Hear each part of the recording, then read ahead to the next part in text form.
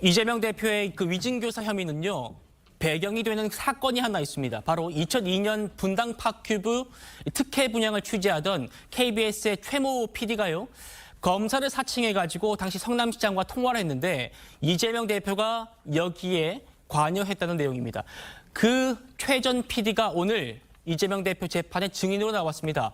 재작년엔 기자회견을 열었었는데요. 그 모습 먼저 만나보시겠습니다. 검사 사칭은 제가 한 게 아니라 방송국 PD가 사칭해서 전화하는 것을 제가 검사 이름을 알려줬다는 이유로 누명을 쓴 겁니다. 진실은 뭐냐? 이 판결문 1심, 2심 대법원에 나오는 이 내용들이 진실입니다. 이재명 씨는 가끔 카메라 쪽으로 다가가 스피커에 귀를 대고 김병장 시장의 답변을 들으면서 저에게 추가 질문사항을 메모하거나 간단하게 적어주거나 나지막한 목소리로 보충 설명하고 만족한 답변이 없을 때는 자기가 동그라미를 이렇게 했어요. 이게 나와 있습니다. 저뿐만 아니라 카메라맨, 오디오맨들이 같이 있었고 같이 조사를 받았고 그렇게 됐습니다. 대통령 되겠다는 분이 왜 예에 대해서 그렇게 음해하는 시기를 이게 뭡니까 도대체? 대통령이 되겠다는 분이 이게 뭡니까 대체? 라고 했던 최 PD가 지금 오늘 재판에 나왔어요.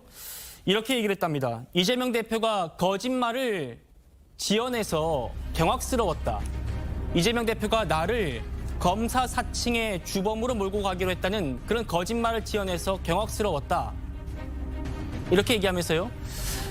지금 들으셨던 대로 검사 사칭 범행 사실 인정했던 건 동료들과의 관계가 얽혀 있었기 때문이다. 이렇게 얘기했습니다. 송 변호사님 어떻게 보셨습니까? 그러니까 이 사건이 어디서부터 비롯된 것인지를 짚어볼 필요가 있는데요. 이게 2018년 경기도지사 선거 때 이재명 대표의 허위사실 공표 혐의 때문에 지금 여기까지 온 거 아니겠습니까? 그렇죠. 그때 이재명 대표가 그 경기도지사 선거 TV토론에서 뭐라고 얘기했냐면 자신의 그 2002년 검사 사칭 사건에 대해서 KBS PD가 검사를 사칭해서 전화를 했는데 내가 옆에서 인터뷰하고 있다가 누명을 썼다. 이렇게 얘기를 했어요. 법원에서 이 누명을 썼다고 하는 부분은 사실이 아니라 의견의 영역이라고 봐서 무죄로 판단을 해주긴 했는데 네.